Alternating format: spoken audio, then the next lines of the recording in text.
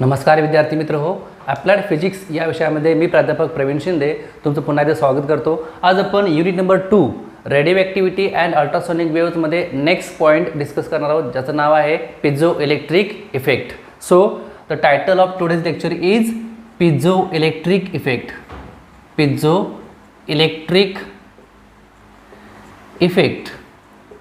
Okay, so what is the piezoelectric effect? Piezoelectric, piezo means what? Piezo means pressure. त्याला आपण काय म्हणतो? Pressure, or we can say push. आपण push करतोय एखाद्या मटेरियलवरती, म्हणजे आपण काय करतोय? प्रेशर अप्लाय करतोय. Pressure or push means what? Piezo. And electric, electric means related to electricity. इलेक्ट्रिसिटीच्या related. Okay, electricity. Piezo means pressure, electric means electricity. बरोबर का? आता हा पिझो इलेक्ट्रिक इफेक्ट नेमका काय आहे ते आपण समजून घेऊया. आता या पिझो इलेक्ट्रिक इफेक्टमध्ये काय होतं? ॲक्च्युली एक मटेरियलचा आपण यूज करतो. हे एक मटेरियल आहे, बरोबर. या मटेरियल आपण काय म्हणणार आहोत? Piezoelectric material. Piezoelectric material. कोणकोणते मटेरियल्स असतात हे आपण नंतर बघणार आहोत, पण आता समजून घ्या फक्त. एक मटेरियल, एक सबस्टन्स, ज्याला आपण काय म्हणतो? Piezoelectric material. आणि या पिझो इलेक्ट्रिक मटेरियलवरती जर का तुम्ही प्रेशर अप्लाय केला, या पिझो इलेक्ट्रिक मटेरियलवरती जर का तुम्ही प्रेशर अप्लाय केला, प्रेशर एक्झर्ट केला, प्रेशर, तर काय होतं? या मटेरियलच्या अक्रॉस इलेक्ट्रिसिटी जनरेट होते. या मटेरियलच्या अक्रॉस इलेक्ट्रिसिटी जनरेट होते. हा जो इफेक्ट आहे यालाच आपण काय म्हणणार आहोत? Piezoelectric effect. समजतंय? एक्झाम्पल काय बाळांनो? पिझो इलेक्ट्रिक मटेरियलचं एक्झाम्पल काय आहे? तर example of piezoelectric material is quartz. एक नॅचरल मटेरियल आहे ज्याला आपण काय म्हणतो? क्वार्ट्ज. क्वार्ट्ज क्रिस्टल, हे क्रिस्टल आहे, हार्ड मटेरियल असतं, ज्याला आपण काय म्हणतो? Piezoelectric material. किंवा रॉचेल सॉल्ट, रॉचेल सॉल्ट हे देखील एक एक्झाम्पल आहे पिझो इलेक्ट्रिक मटेरियलचं. ओके, असे बरेच एक्झाम्पल्स आहेत, आपण नंतर बघायचं आहे. पण आता लक्षात घ्या, क्वार्ट्ज क्रिस्टल जनरली आपण यूज करतो in the piezoelectric effect. Piezoelectric इफेक्टमध्ये as a piezoelectric material म्हणून आपण मोस्टली क्वार्ट्ज क्रिस्टलचा यूज करतो. जेव्हा या क्वार्ट्ज क्रिस्टलच्या अक्रॉस आपण प्रेशर अप्लाय करू, तेव्हा त्या क्वार्ट्ज क्रिस्टलच्या दुसऱ्या बाजूला काय होतं? इलेक्ट्रिसिटी जनरेट होते. पॉझिटिव्ह निगेटिव्ह चार्जेस जनरेट होतात. याच इफेक्टला आपण काय म्हणणार आहोत? Piezoelectric effect. समजते? पिझो इलेक्ट्रिक इफेक्ट म्हणजेच काय? किंवा असे म्हणूया आपण, समजा हा एक पिझो इलेक्ट्रिक मटेरियल आहे, हा पिझो इलेक्ट्रिक मटेरियल आहे. ओके, आणि या पिझो इलेक्ट्रिक मटेरियलवरती आपण या पद्धतीनं टेन्शन अप्लाय केलो. टेन्शन, इथं काय अप्लाय केलं तर आपण? प्रेशर. इथं काय आपण अप्लाय करतो? टेन्शन. कोणत्या डायरेक्शन आहे बघा? टेन्शन. म्हणजे मटेरियल आपण काय करतो? एकूण असं ओढतोय, बरोबर का? टेन्शन अप्लाय करतोय. जेव्हा आपण एखाद्या पिझो इलेक्ट्रिक मटेरियलच्या अक्रॉस टेन्शन अप्लाय करतो, तेव्हा काय होतं? परत त्या पिझो इलेक्ट्रिक मटेरियलच्या अक्रॉस इलेक्ट्रिसिटी जनरेट होते. इलेक्ट्रिसिटी जनरेट होते. Negative charge, positive charge. समजते? प्रेशर अप्लाय केला, पॉझिटिव्ह निगेटिव्ह चार्ज प्रोड्यूस झालं, बरोबर का? टेन्शन अप्लाय केला, निगेटिव्ह पॉझिटिव्ह चार्ज काय झाले? प्रोड्यूस झाले, बरोबर. म्हणजे इथं काय होतं? पोलॅरिटीज मात्र काय होतं? रिव्हर्स होतात. प्रेशर अप्लाय करताय तेव्हा या पद्धतीनं इलेक्ट्रिसिटी जनरेट होते, आणि टेन्शन अप्लाय करताय तेव्हा या पद्धतीनं इलेक्ट्रिसिटी जनरेट होते. पोलॅरिटीज जे आहेत, पॉझिटिव्ह निगेटिव्ह चार्जेस, हे काय होतात? एक्सचेंज होतात किंवा रिव्हर्स होतात. रिव्हर्स. समजते? या इफेक्टला आपण काय म्हणणार आहोत? Piezoelectric effect. आणि याच्या उलट एक इफेक्ट आहे. याच्या उलट, एक्झॅक्टली याच्या उलट, म्हणजे आपण त्याला काय नाव देतो माहिती आहे का? यालाच आपण काय म्हणतो? Converse. Converse of piezoelectric effect. Piezoelectric effect म्हणजे पिझो इलेक्ट्रिक इफेक्ट आपण काय बघितला? इथं बघा, एखाद्या पिझो इलेक्ट्रिक मटेरियलवरती, ज्याला आपण काय म्हणतो? क्वार्ट्ज क्रिस्टल किंवा रॉचेल सॉल्ट, या मटेरियलवरती जर का आपण एक्सटर्नली प्रेशर अप्लाय केलो, तर त्या मटेरियलच्या अक्रॉस इलेक्ट्रिसिटी जनरेट होते. याचं कॉन्व्हर्स, याचं उलट काय असणार आहे बाळांनो? समजा एक पिझो इलेक्ट्रिक मटेरियल आहे, हे एक पिझो इलेक्ट्रिक मटेरियल आहे. समजा piezoelectric material,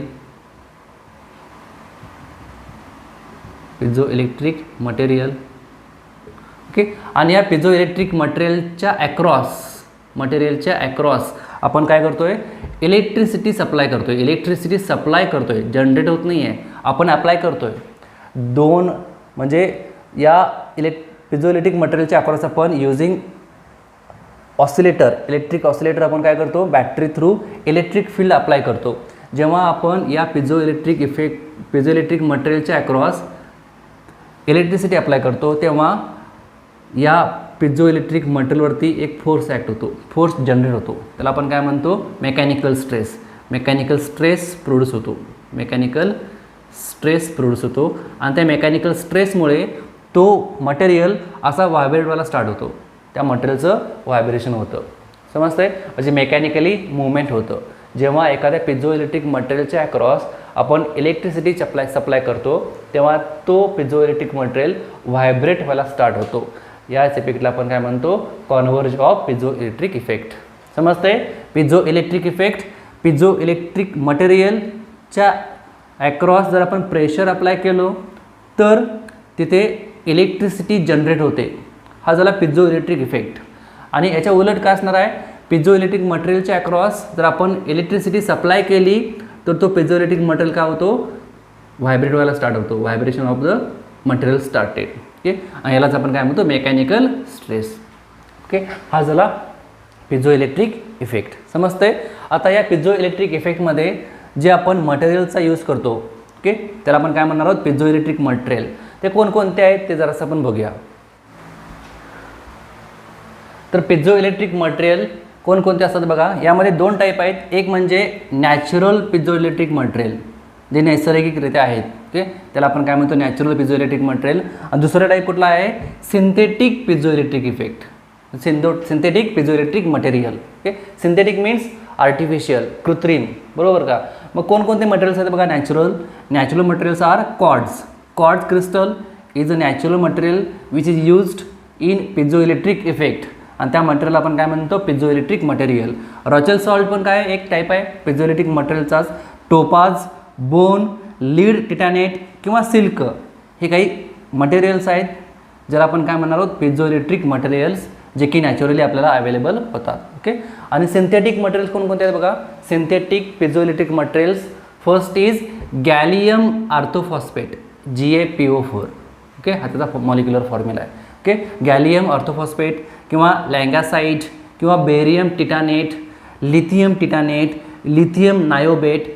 these are the substances which are called synthetic piezoelectric materials. Okay, हे काही मटेरियलचे एक्झाम्पल्स आहेत जे आपण जनरली पिझोइलेक्ट्रिक मटेरियलमध्ये यूज करतो. ओके, आता यामध्ये पुढचा पॉईंट आहे तो म्हणजेच काय, तर generation of ultrasonic wave by piezoelectric effect. So the next title is generation किंवा production. Okay, generation of ultrasonic wave by using piezoelectric effect. आता पिझोइलेक्ट्रिक इफेक्ट काय आहे आपण बघितलेलं आहे ऑलरेडी. आता त्या पिझोइलेक्ट्रिक इफेक्टचा यूज करून आपल्याला काय करायचं आहे, अल्ट्रासॉनिक वेव्ह ही प्रोड्यूस करायचं आहे. त्यासाठी काय करतो आपण, पिझोइलेक्ट्रिक इफेक्टमध्ये आपण एक मटेरियल कन्सिडर करतो, त्याला आपण काय म्हणतो, पिझोइलेक्ट्रिक मटेरियल. आणि मोस्ट ऑफ टाईम आपण जो मटेरियल यूज करतो त्यालाच आपण काय म्हणतो, quartz crystal. So here is a quartz crystal. एक पिझोइलेक्ट्रिक मटेरियल आपण कन्सिडर करूया, याला आपण काय म्हणतो, एक क्वार्ट्ज क्रिस्टल. हा काय आहे, एक क्वार्ट्ज क्रिस्टल आहे, पिझोइलेक्ट्रिक मटेरियल. आणि याच्या अक्रॉस आपण काय करतोय, एक पॉझिटिव्ह चार्ज प्लेट प्लेस केलेलं आहे, इथं निगेटिव्ह चार्ज प्लेट प्लेस केलेलं आहे, बरोबर का. आणि या दोन प्लेटच्या अक्रॉस आपण एक्सटर्नली एक इलेक्ट्रिक ऑसिलेटर कनेक्ट केलेला आहे. इलेक्ट्रिक ऑसिलेटरचा काय यूज होतो, तर या दोन प्लेटच्या अक्रॉस पोटॅन्शियल डिफरन्स इन्क्रीज करण्याचं काम हा इलेक्ट्रिक ऑसिलेटर करतो. याला आपण काय म्हणतो, AC ऑसिलेटर किंवा इलेक्ट्रिक ऑसिलेटर. पोटॅन्शियल डिफरन्स किंवा व्होल्टेज सप्लाय करण्याचं काम या AC ऑसिलेटरचं असणार आहे, बरोबर. म्हणजे AC ऑसिलेटरचा यूज करून आपण काय करणार आहोत, या दोन मेटल प्लेटच्या अक्रॉस पोटॅन्शियल डिफरन्स आपण इन्क्रीज करणार आहे, बरोबर. मग जेव्हा आपण या इलेक्ट्रिक ऑसिलेटरच्या थ्रू पोटॅन्शियल डिफरन्सची फ्रिक्वेन्सी काय करतो, थोडीशी इन्क्रीज करतो. पण मिनिमम फ्रिक्वेन्सीला हा काय होतो बाळांनो, आता इलेक्ट्रिक फील्ड अप्लाय केलेला आहे, याचा अर्थ काय, मटेरियलचं काय होणार आहे, व्हायब्रेशन. मग कमी फ्रिक्वेन्सीचा पोटॅन्शियल डिफरन्स असेल तर हा क्वार्ट्ज क्रिस्टल कमी ॲम्प्लिट्यूडने काय होईल, व्हायब्रेट व्हायला स्टार्ट होईल. युजिंग ऑसिलेटर आपण जर फ्रिक्वेन्सी इन्क्रीज केली, frequency of potential difference across these two plates will be increases, then this quartz crystal vibrates with larger amplitude. जसं तुम्ही फ्रिक्वेन्सी वाढवाल तसं क्वार्ट्ज क्रिस्टलची ॲम्प्लिट्यूड काय होणार आहे, वाढणार आहे आणि जास्त ॲम्प्लिट्यूडने तो काय होईल, क्वार्ट्ज क्रिस्टल व्हायब्रेट व्हायला स्टार्ट होईल. And due to that vibration sound wave will be produced and that sound wave is called as ultrasonic wave. समजतंय. फक्त काय व्हायला पाहिजे बाळांनो, इलेक्ट्रिक ऑसिलेटर थ्रू आपण काय करायचं आहे, frequency of potential difference increase करायचा आहे. कितीपर्यंत इन्क्रीज करणार तुम्ही, जे म्हणजे हा जो काय क्वार्ट्ज क्रिस्टल आहे याला आपण काय म्हणतो, quartz crystal.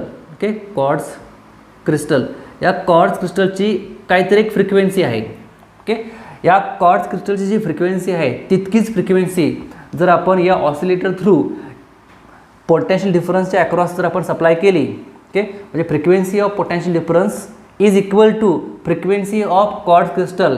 At that time this quartz crystal starts vibration with larger amplitude and due to that a sound wave will be produced and that sound wave is called as ultrasonic wave. समजतंय. म्हणजे इथं काय होतं, या quartz क्रिस्टलचं vibration व्हायला start होतं आणि कसं होतं इथं बाळांनो, तो क्रिस्टल कॉम्प्रेस होतो, परत रेअरफॅक्शन होतं, परत कॉम्प्रेशन होतं, परत रेअरफॅक्शन होतं, असं alternate compression rarefaction compression rarefaction या पद्धतीनं तो काय होतो, व्हायब्रेट व्हायला स्टार्ट होतो. And due to that vibration sound wave will be produced and that sound wave having frequency.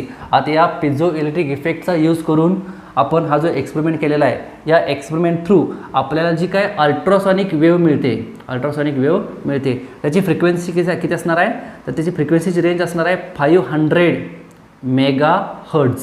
500 megahertz इतक्या फ्रिक्वेन्सीची अल्ट्रासॉनिक वेव्ह, इतक्या फ्रिक्वेन्सीची साऊंड वेव्ह आपल्याला काय मिळते, प्रोड्यूस होते. ओके, आणि हीच मेथड आहे, हेच प्रोसिजर आहे प्रोडक्शन ऑफ किंवा generation of ultrasonic wave by using piezoelectric effect. समजते. इन शॉर्ट मी पुन्हा एकदा सांगतोय बघा, काय केलेलं आहे आपण, एक quartz crystal as a piezoelectric material म्हणून यूज केलेलं आहे आणि त्या क्वार्ट्ज क्रिस्टलच्या अक्रॉस एक negative plate positive plate fix केली आपण. या दोन प्लेटच्या अक्रॉस इलेक्ट्रिक ऑसिलेटर कनेक्ट केला. ड्यू टू इलेक्ट्रिक ऑसिलेटर आपण काय करतो, frequency of potential difference increase करतो. जेव्हा frequency of potential difference across this to plates he same असेल फ्रिक्वेन्सी ऑफ क्वार्ट्ज क्रिस्टलला, तेव्हा काय होतं, हा क्वार्ट्ज क्रिस्टल जास्त ॲम्प्लिट्यूडनी व्हायब्रेट व्हायला स्टार्ट होतो.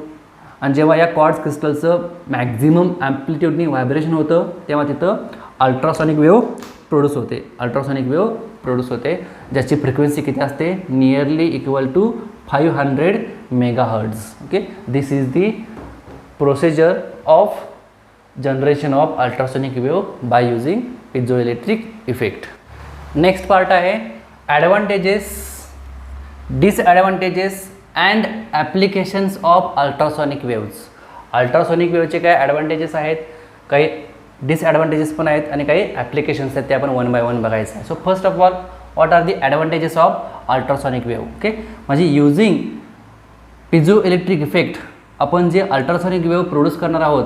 ओके, या इफेक्टमध्ये काय ॲडव्हान्टेजेस आहेत, काय डिसॲडव्हान्टेजेस ते बघूया आपण. पहिल्यांदा ॲडव्हान्टेजेस. फर्स्ट काय आहे, स्टेबल फ्रिक्वेन्सी वेव्ह जनरेटेड. म्हणजे युजिंग दिस पिझो इलेक्ट्रिक इफेक्ट आपण 500 मेगाहर्ट्झ इतक्या फ्रिक्वेन्सीची वेव्ह जनरेट करू शकतो. म्हणजे स्टेबल फ्रिक्वेन्सी आपण जनरेट करू शकतो using piezoelectric effect. Next advantages काय आहे, produced ultrasonic wave up to 500 megahertz. समजतंय. आपण बघितलेलं आहे बघा की एक क्वार्ट्ज क्रिस्टल आपण कन्सिडर केलं होतं, हे एक क्वार्ट्ज क्रिस्टल आहे. ओके, आणि याच्या अक्रॉस आपण काय केलं होतं, तर एक इलेक्ट्रिक फील्ड अप्लाय केली होती oscillator through. Electric oscillator through आपण इलेक्ट्रिक फील्ड अप्लाय केली होती आणि त्यामुळे काय झालेलं, या क्वार्ट्ज क्रिस्टलचं व्हायब्रेशन झालं. बरोबर का, या क्वार्ट्ज क्रिस्टलचं व्हायब्रेशन झालं. कॉम्प्रेशन अल्टरनेट रेफ्रिक्शन होतं, बरोबर का. आणि due to that vibration a sound wave will produced and that wave is called as ultrasonic wave, ज्याची फ्रिक्वेन्सी किती असते 500 मेगाहर्ट्झ इतकी फ्रिक्वेन्सी. समजते. म्हणजे इथं आपण काय केलेलं आहे, तर या piezoelectric effect मेथडनी ultrasonic wave आपण प्रोड्यूस करतोय ज्याची फ्रिक्वेन्सी रेंज किती असते अप टू 500 मेगाहर्ट्झ. हे second advantage. Third advantage is crystal is not affected by temperature. आता इथं काय करता तुम्ही, या ऑसिलेटर थ्रू तुम्ही इलेक्ट्रिक फील्डची फ्रिक्वेन्सी काय करताय, इन्क्रीज करताय.